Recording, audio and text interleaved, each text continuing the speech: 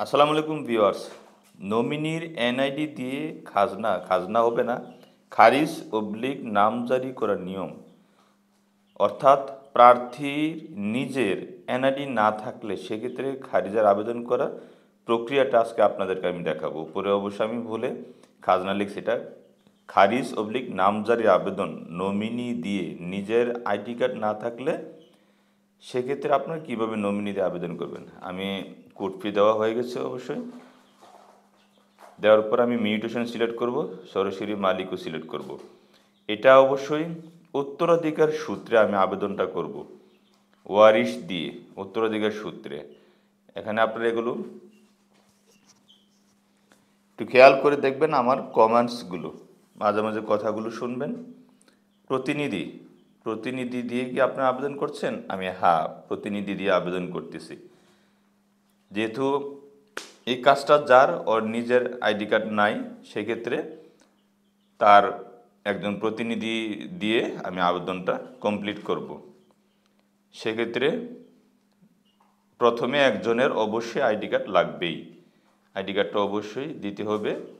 পরবর্তীতে আমি যে আসল গ্রহীতা তাকে কিভাবে অ্যাড করবে, এই প্রক্রিয়াটা ধীরে ধীরে আমি দেখাবো। এখন আমি দেখাচ্ছি প্রতিনিধির তথ্যগুলো এখানে ফিল আপ করছি। প্রতিনিধির তথ্যগুলো আপনারা সুন্দরভাবে এখানে ফিল আপ করবেন। জাতীয় পরিচয়পত্র অবশ্যই লাগবেই, কেননা যে কারো একজনের জাতীয় পরিচয়পত্র লাগবে। প্রতিনিধির সাথে সম্পর্কটা কি, এই সম্পর্কটা আপনারা এখানে লিখে দিবেন এই ঘরে। প্রতিনিধির সাথে সম্পর্কটা কি, এটা এখানে আপনারা লিখে দিবেন।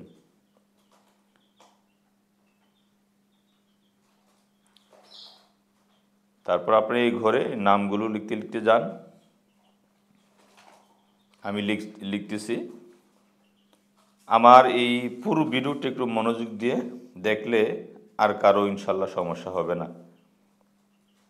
একটু মনোযোগ দিয়ে দেখতে হবে, টেনে টেনে না দেখে। আমি নাম, পিতার নাম, মাতার নাম এনআইডি কার্ড অনুসারে আমি এখানে দিয়েছি। দেওয়ার পর এখানে ঠিকানাটা দিতে হবে। এই ঠিকানাটা অবশ্যই আইডি কার্ড অনেকের অনেক জায়গায় থাকে, সেটা মুখ্য বিষয় না। আপনার নিজস্ব স্থায়ী যেখানে ঠিকানা, স্থায়ী ঠিকানা এখানে লিখবেন। যেখানে এসে আপনারা এখানে ছবিটা তুলবেন, আপলোড করে দিবেন। ছবিটা আপলোড করে দিয়ে আমি আগে স্ক্যান করে রাখার পর আমি এখানে আপলোড করে যাচাই অপশনে ক্লিক করব। অলরেডি আমার ভেরিফাই হয়ে গেছে আইডি কার্ডটা। এখানে ভেরিফাই হওয়ার পর আমরা এখানে নিচে যেহেতু ক্ষমতা অর্পণের একটা ছোট্ট একটা প্রত্যয়নপত্র আপনারা এখানে আপলোড করে দিবেন। যেহেতু সে প্রতিনিধির একটা প্রমাণ স্বরূপ একটা প্রত্যয়নপত্র অথবা এই জাতীয় কিছু একটা আপনারা এখানে আপলোড করে দেবেন। আমি একটা প্রত্যয়নপত্র দিছি। মোবাইল নম্বরটা দেওয়ার পর এখানে আপনারা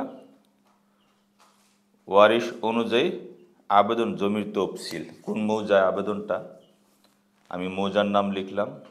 লেখার পর এখানে জমির তথ্য যুক্ত করুন অপশনে ক্লিক করলে কাঙ্ক্ষিত খতিয়ানের যেই তথ্যগুলো এখানে দিতে হবে। বিআরএস থেকে আমার আবেদনটা, বিআরএস এখানে হোল্ডিংয়ের ঘরে আপনারা কী করবেন, 00 দিয়ে আপনার সামনে আগায় যাবেন।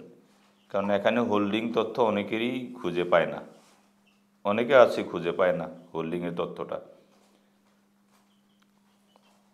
আপনার উপরে বিএস থেকে যদি আবেদনটা খতিয়ান নাম্বার দেওয়ার পর খতিয়ানটা আপলোড করে দিবেন। উপরে আমি বলতে খতিয়ানটা আপলোড করে দিবেন। দেওয়ার পর খতিয়ান অনুসারে দাগ নাম্বার, জায়গার পরিমাণ এগুলো দিবেন। তারপর আরও সংযুক্ত করতে চাইলে এই সংযুক্ত অপশনে ক্লিক করবেন। অর্থাৎ একটা খতিয়ান আন্ডারে আরও একাধিক দাগ থাকতে পারে। আমার এটাতে কিন্তু অনেকগুলো দাগ আমি সংযুক্ত করতেছি। এই যে এগুলো পরিমাণটা দেওয়ার পর আমি উপরে গিয়ে আরও দাগ সংযুক্ত করুন, এই অপশনটা আরও দাগ সংযুক্ত করুন অপশনে ক্লিক করব। করে যতগুলো দাগ ছিল আমি সবগুলো এখানে এন্ট্রি করে ফেলছি। আর ফেলার পর একটু চেক করে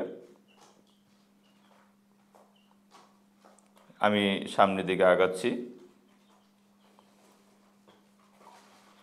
পরিমাণটা দিয়ে এখানে সংরক্ষণ অপশনে ক্লিক করব। আরও দাগ আছে, আমি এগুলো করে ফিল আপ করে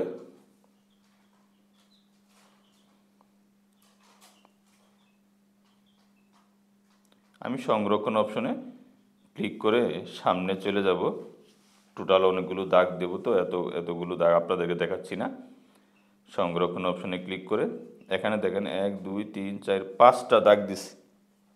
একটা খতিয়ানের আন্ডারে টোটাল 5টা দাগ দিছি। এগুলো আপনারা এই পর্যায়ে এখানে এসে মিলিয়ে নেবেন ঠিক আছে কিনা। ঠিক না থাকলে ডান পাশে অপশন আছে, আপনারা সম্পাদন করতে পারবেন, পুরোপুরি মুছতে পারবেন। তারপর ওয়ারিশ হিসেবে এই তথ্যটা একটা কি দিবেন আপনারা দেখেন, ওয়ারিশ হিসেবে অংশগ্রহণকারীর তথ্য প্রদান করুন। উত্তরাধিকার জমির খতিয়ান আছে কিনা, হ্যাঁ। জমির মালিকানা আছে কিনা, অর্থাৎ উত্তরাধিকার সূত্রে যার কাছ থেকে আমি জমিটা ওয়ারিশ সূত্রে পেলাম সে আসলে মালিকানা আছে কিনা, ইয়েস দিলাম।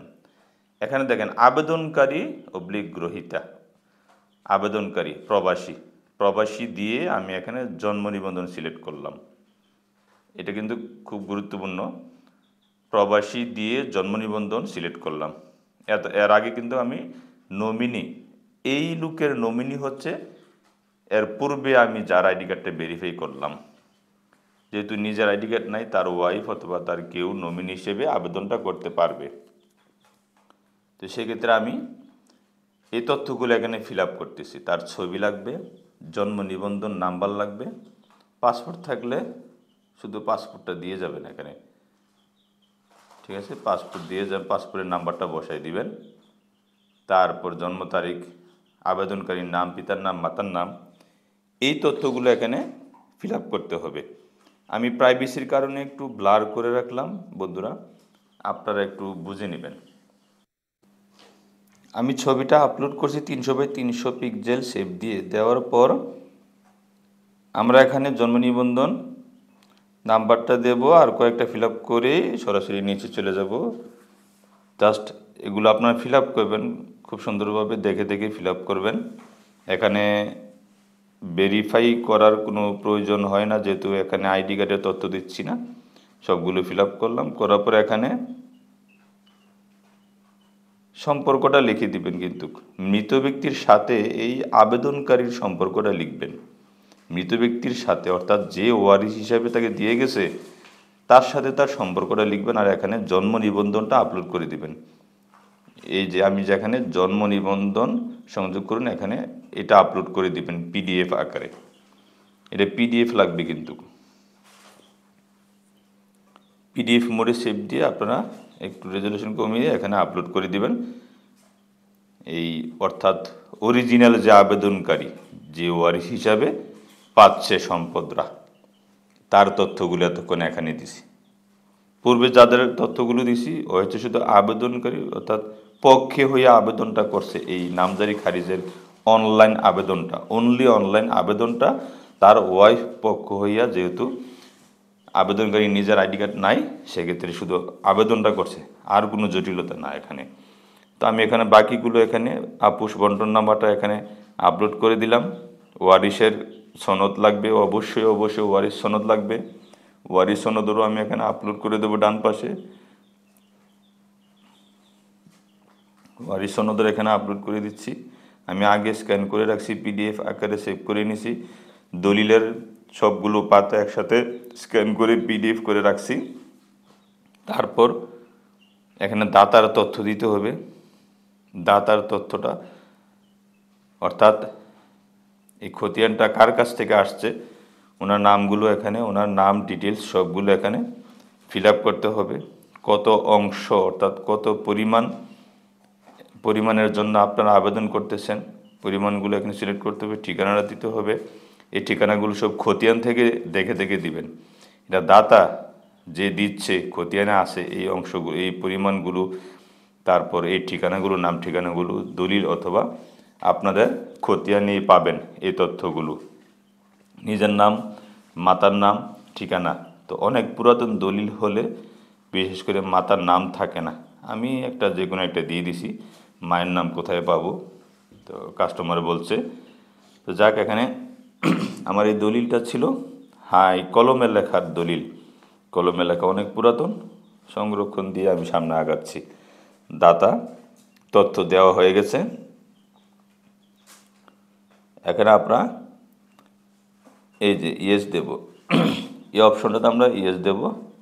ইয়েস দিয়ে চেক করে নেবেন। খসড়া সংরক্ষণ দিবেন কিন্তু, আর অন্যটা দিবেন না, খসড়া সংরক্ষণ দিবেন। দেওয়ার পর উপরে এই যে দেখেন একটা নাম্বার পড়ে গেছে। দেওয়ার পর আবার আপনারা এখানে প্রবেশ করবেন, আবার মিউটেশন প্রবেশ করবেন। মিউটেশন প্রবেশ করে পূর্বের আবেদনটা আবার এখানে প্রবেশ করবেন। এনে খুলুন অপশনে দেখেন ডান পাশে খুলুন, এই খুলুন অপশনে ঢুকেন। ঢুকার পর আবার নিচে চলে যান। খসড়া সংরক্ষণ না দিলে কিন্তু আপনারা সাবমিট করতে পারবেন না। এখন আপনার সংরক্ষণ এবং পরবর্তী অপশনে যান। যাওয়ার পর এই অপশনটা আসছে। আসার পর এখানে এই যে ইয়েস ইয়েস, এটা নো দিবেন। সরকারি স্বার্থ আছে কিনা নো দিবেন। তারপর আবেদনকৃত জমির জুট হোল্ডিং, কর পরিশোধ দেওয়া আছে, মৌজা বর্তমানে কোনো খতিয়ান আছে কিনা আছে, ইএস দিয়ে খতিয়ানের নাম্বারটা দিয়ে দিবেন। দেওয়ার পর এখানে আমি প্রযোজ্য নয় দিচ্ছি, 7.7 অপশনটাতে আমি প্রযোজ্য নয় দিচ্ছি। প্রযোজ্য নয় দিয়ে তারপর নিচে এই টিক মার্কটা, এটা প্রযোজ্য নয়, তারপর এই টিক মার্কটা দিবেন। দেওয়ার পর আবারও খসড়া সংরক্ষণ দিতে হবে কিন্তু, এখানে আবার খসড়া সংরক্ষণ দিতে হবে। এখানে অপশনে ক্লিক করে আবার খুলুন, ডান পাশে এই অপশনটাতে ক্লিক করতে হবে। এখানে আমরা সরাসরি নিচে চলে যাব, স্ক্রল করে নিচে গিয়ে এখানে সংরক্ষণ এবং পরবর্তী ধাপে আমরা প্রেস করব। পরবর্তী ধাপে প্রেস করে আবারও এখানে আপনারা পূরণকৃত তথ্যগুলো এখনো দেখে নেবেন, এক নজরে সবগুলো ঠিকঠাক আছে কিনা একটু খেয়াল করে দেখে নেবেন, মিল আছে কিনা এগুলো দেখে নেবেন। আমি দেখে নিয়েছি, সব ঠিক আছে। এখান থেকে আমরা বের হয়ে যাব। একটু আমি ভালো করে দেখে নিচ্ছি, কাস্টমারের সাথে মিলিয়ে নিচ্ছি কি দিচ্ছে, আমারগুলো সব ঠিক আছে কিনা এগুলো দেখে নিলাম। আপনারা দেখে নেবেন এগুলো। এই পেজটা প্রিন্ট দেওয়ার প্রয়োজন নাই, এটা প্রিন্ট দেওয়ার প্রয়োজন নাই। এই যে ওয়ারিশ তথ্য, অর্থাৎ এই লুকটা হচ্ছে মেইন ওয়ারিশ প্রাপ্ত, এই লুকটা মেইন ওয়ারিশ প্রাপ্ত, এটা ঠিক আছে কিনা দেখে নিলাম। আর মহিলা যেটা দিচ্ছে এটা হচ্ছে আবেদনকারী, অনলি আজকের এই খতিয়ানটার নামজারি আবেদনের আবেদনকারী সে। এখন আমি পুরো পেমেন্টটা বাকি যে 50 টাকা ছিল, 50 টাকাটা আমি এখন বিকাশের মাধ্যমে পে করছি। করার পর তারপর আপনারা আপনাদের যে কাঙ্ক্ষিত মূল কাগজপত্রগুলো অফিসে গিয়ে জমা দিবেন। পরবর্তী শুনানির জন্য আপনাদেরকে অফিস কর্তৃক ডাকবে। এখন কাগজপত্র দেওয়ার পরও পরবর্তীতে শুনানির জন্য আপনাকে হাজির হতে হবে অফিসে। আপনাকে ফোন দিবে, ফোন দিলে আপনার সরজমিনে গিয়ে আগে যে কাগজ দিয়েছেন ওই অনুগুলো ফটোকপিটি নিয়ে আবারও হাজির হবেন অফিসে। হলেই আপনাদের এই আবেদনটা চূড়ান্ত বলে গণ্য হবে এবং ওনারা এটা অনুমোদন করে দিলে অনলাইন থেকে ডিসিআর কেটে খতিয়ান ডাউনলোড করে নেবেন। আজ এইটুকু, আল্লাহ হাফেজ।